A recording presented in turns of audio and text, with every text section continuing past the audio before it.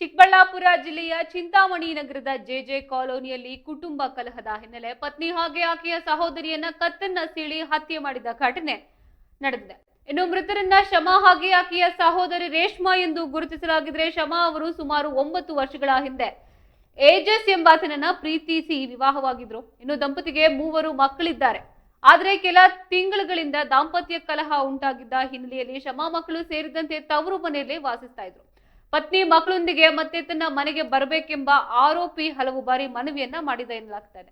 ಆದರೆ ಶಮಾ ನಿರಾಕರಿಸಿದ್ರಿಂದ ಆಕ್ರೋಶಗೊಂಡ ಆರೋಪಿ ಮಂಗಳವಾರ ಮುಂಜಾನೆ ತವರು ಮನೆಗೆ ನುಗ್ಗಿ ಪತ್ನಿ ಶಮಾ ಹಾಗೆ ಆಕೆಯ ಸಹೋದರಿ ರೇಷ್ಮಾ ಅವರ ಮೇಲೆ ಮಾರಣಾಂತಿಕವಾಗಿ ಹಲ್ಲೆಯನ್ನ ನಡೆಸಿ ಕತ್ತನ್ನ ಸೀಳಿ ಹತ್ಯೆ ಮಾಡಿದ್ದಾನೆ ಎಂದು ಪೊಲೀಸರು ಆರೋಪಿಸ್ತಾ ಇದ್ದಾರೆ.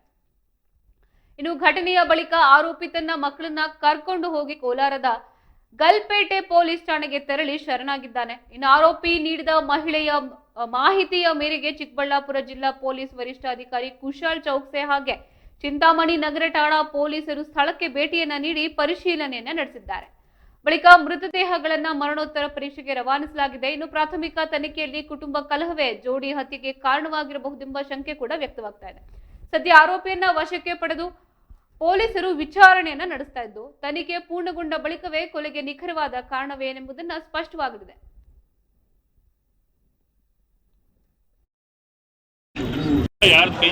District Chintamani town police station JJ ಕಾಲೋನಿಯಲ್ಲಿ ಇವತ್ತು ಬೆಳಿಗ್ಗೆ ಅರ್ಲಿ ಮಾರ್ನಿಂಗ್ ಒಂದು ಡಬಲ್ ಮರ್ಡರ್ ಕೇಸ್ ರಿಪೋರ್ಟ್ ಆಗಿದೆ. ಈ ಸ್ಪಾಟ್ ಅಲ್ಲಿ ಬಂದಾಗ ನಮಗೆ 2 ಜನ ಲೇಡೀಸ್ ಬಾಡಿ ಸಿಕ್ಕಿದೆ. ಅವರು ಲೇಡಿ ರೇಷ್ಮಾ ಮತ್ತೆ ಇನ್ನೊಬ್ರು ಶಮಾ, 2 ಜನ ಸಿಸ್ಟರ್ಸ್ ಇದ್ದಾರೆ. ಬೇಸಿಕಲಿ ಕೇಸ್ ಆರೋಪಿ ಯಾರಿದ್ದಾರೆ, ಇವರು ಶಮಾದು ಹಸ್ಬೆಂಡ್ ಇದ್ದಾರೆ. ಈ ಶಮಾದು ಮದುವೆ ಆಗಿದ್ದು ಗಲ್ಪೇಟೆಯಲ್ಲಿ ಒಬ್ರು ಅಜಾಜ್ ಜೊತೆ. ಅಜಾಜ್ದು ನಿವಾಸ ಗಲ್ಪೇಟೆಯಲ್ಲಿ ನೇಮತ್ ನಗರಲ್ಲಿ ಇದೆ. ಸೊ 3-4 ತಿಂಗಳು ಹಿಂದೆ ಈ ಶಮಾದು ತಾಯಿದು ಡೆತ್ ಆಗಿತ್ತು. ಆ ಕಾರಣವಾಗಿ ಇವರು ಎಲ್ಲ ಏನೇನು ಮಾಡಬೇಕು, ಕಾರ್ಯ ಏನೇನು ಮಾಡಬೇಕು ಆ ಕೆಲಸಕ್ಕೆ ಬಂದಿದ್ರು ಇಲ್ಲಿ ಮಕ್ಕಳ ಜೊತೆಗೆ, 3 ಜನ ಮಕ್ಕಳ ಜೊತೆಗೆ. ಆಮೇಲೆಯಿಂದ ವಾಪಸ್ ಹೋಗ್ತಾ ಇಲ್ಲ. ಈ ಟೈಮ್ ಇವರು ತುಂಬಾ ಗಲಾಟ ಮಾಡ್ತಾ ಇದ್ರು, ರೈಟಲ್ ಡಿಸ್ಪ್ಯೂಟ್ ಇದ್ರು. ಈ ವಿಷಯ ಬಗ್ಗೆ ಬಟ್ ಜಾಸ್ತಿ ಗಲಾಟ ಮಾಡ್ತಾ ಇದ್ರು. ಇವರು ಪದೇ ಪದೇ ಕೇಳ್ತಾ ಇದ್ರು ವಾಪಸ್ ಬನ್ನಿ, ಬಟ್ ಇವರು ಹೋಗ್ಲಿಲ್ಲ ವಾಪಸ್.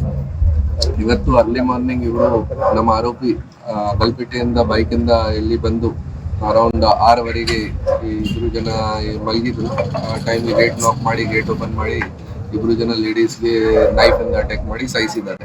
ಅವ್ರದ್ದು ಸ್ಪಾಟ್ ಅಲ್ಲಿ ಡೆತ್ ಆಗಿದೆ. ಬೇರೆ 3 ಜನ ಮಕ್ಕಳು ಇತ್ತು. ಇವತ್ತು 3 ಜನ ಮಕ್ಕಳು ಇದ್ದಾರೆ, ಗಂಡ ಹೆಂಡತಿ.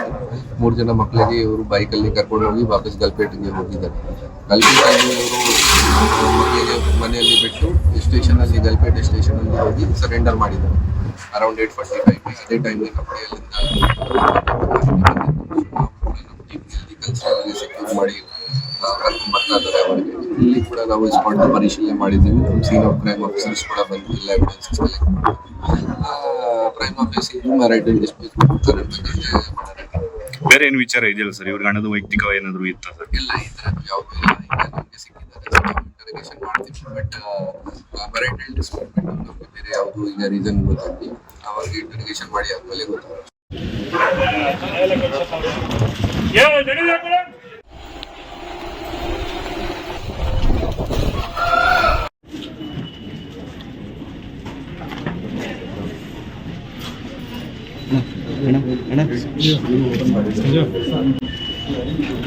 ಯಾರು ಕೈ ಚಳಕ ಗೊತ್ತಾಗಿದೆ ಎಲ್ಲ ಕಾಣ.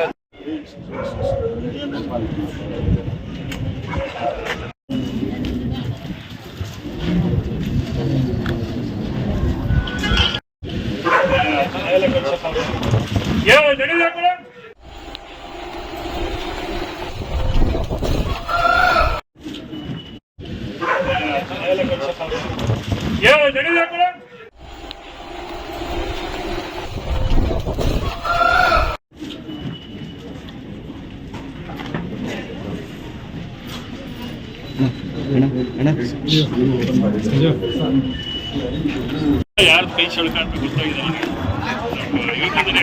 ಎಲ್ಲ ಕಾಣ.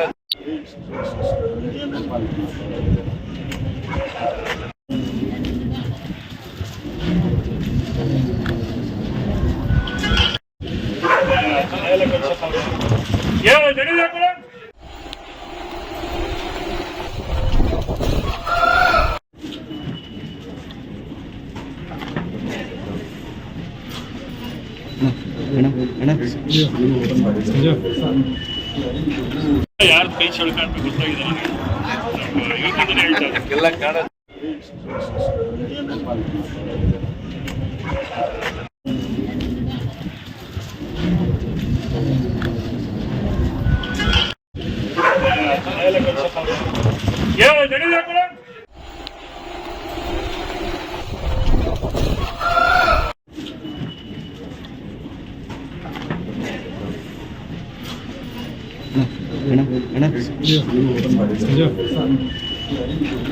ಯಾರು ಕೈ ಚಳಕ ಅಂತ ಗೊತ್ತಾಗಿದೆ ಇವತ್ತಿಂದನೇ ಹೇಳ್ತಾರೆ ಎಲ್ಲ ಕಾಣ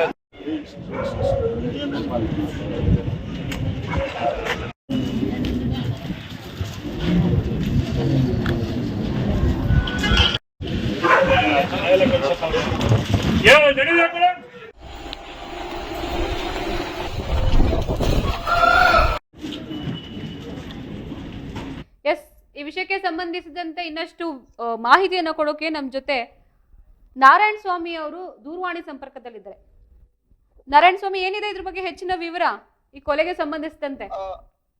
ಎಸ್ ಪ್ರತ್ಯೂಷ, ಇದೇನು ಚಿಂತಾಮಣಿಯಲ್ಲಿ ಏನ್ ಡಬಲ್ ಮರ್ಡರ್ ಅಂತ ಜೋಡಿ ಕೊಲೆ ಅಂತ ಏನ್ ಕರೀತಾರೆ, ಇದು ಅಕ್ಷರಃ ಬೆಚ್ಚಿ ಬೀಳಿಸುವಂತಹ ಒಂದು ವಿಚಾರ ಆಗಿದೆ. ಇದು ಯಾಕೆಂದ್ರೆ ಅವ್ರಿಗೆ ಪ್ರೀತಿಸಿ ಮದುವೆ ಆಗಿರ್ತಾರೆ. ಅವರು ಪ್ರೀತಿಸಿ ಮದುವೆ ಆಗಿರ್ತಕ್ಕಂತ ಅವ್ರಿಗೆ 3 ಜನ ಮಕ್ಕಳಿರ್ತಾರೆ. ಮಕ್ಕಳಂದ್ರೆ ಆತನಿಗೆ ತುಂಬಾನೇ ಇಷ್ಟ. ಆದ್ರೆ ಏನು ಗಂಡನ ಮನೆಯಲ್ಲಿ ಸಣ್ಣ ಪುಟ್ಟ ಜಗಳಗಳು ಕಾಮನ್ ಆಗಿ ಇದ್ದೇ ಇರ್ತಕ್ಕಂತಹದ್ದು. ಸೊ ಅಂತ ಸಂದರ್ಭದಲ್ಲಿ ಅದನ್ನೆಲ್ಲವನ್ನು ಅನುಸರಿಸಿಕೊಂಡು ಹೋಗ್ಬೇಕಾಗಿರ್ತಕ್ಕಂತ ಪತ್ನಿ ಯಾವ್ದೋ ಒಂದು ಕ್ಷುಲ್ಲಕ ಕಾರಣಗಳಿಗೆ ತವ್ರಿಗೆ ಸೇರಿರ್ತಾರೆ ಮನೆಯ ಮಕ್ಕಳ ಜೊತೆಗೆ. ಮಕ್ಕಳನ್ನ ನೋಡ್ಲಾರ್ದೆ ಆ ಮನುಷ್ಯ ಇರ್ಲಿಕ್ಕೆ ಸಾಧ್ಯ ಇಲ್ಲ. ಸೊ ಅಂತ ಸಂದರ್ಭದಲ್ಲಿ ಏನ್ ಹೇಳ್ತಾರೆ ಅಂತಂದ್ರೆ, ಅವರು ಎಷ್ಟೋ ಸರಿ ಮಕ್ಕಳನ್ನ ಕರ್ಕೊಂಡು ಬನ್ನಿ ಅನ್ನೋ ರೀತಿಯಲ್ಲಿ ಸುಮಾರು ಇದು ಕೊಟ್ಟಿರ್ತಾರೆ, ಅವಕಾಶ ಕೊಟ್ಟಿರ್ತಾರೆ. ಆದ್ರೆ ಈ ಅವಕಾಶಗಳನ್ನ ದುರ್ಬಳಕೆ ಮಾಡ್ಕೊಂಡ್ರೋ ಸದ್ಬಳಕೆ ಮಾಡ್ಕೊಂಡ್ರೋ ಗೊತ್ತಿಲ್ಲ. ಒಂದು ಟೈಮಲ್ಲಿ ಬಂದು ಬೆಳಗ್ಗೆನೆ ಬಂದು ಆ ಕುಟುಂಬಸ್ಥರಲ್ಲಿ ಇನ್ನೇನೆಲ್ಲ ಒಂದು ಒಡಕುಗಳು ಮೂಡ್ತಾವ ಗೊತ್ತಿಲ್ಲ.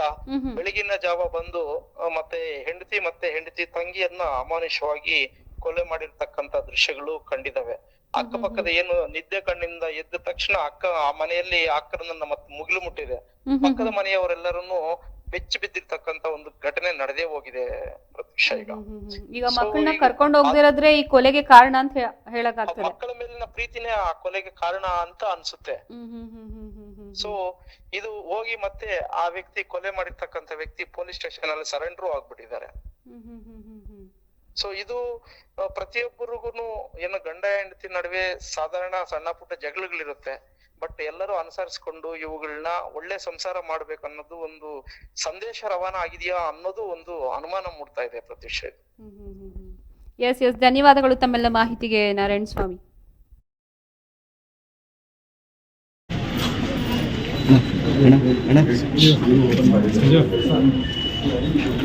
ಯಾರು ಕೈ ಚಳಕ ಅಂತ ಗೊತ್ತಾಗಿದೆ ಇವತ್ತಿಂದನೇ ಹೇಳ್ತಾರೆ ಎಲ್ಲ ಕಾಣ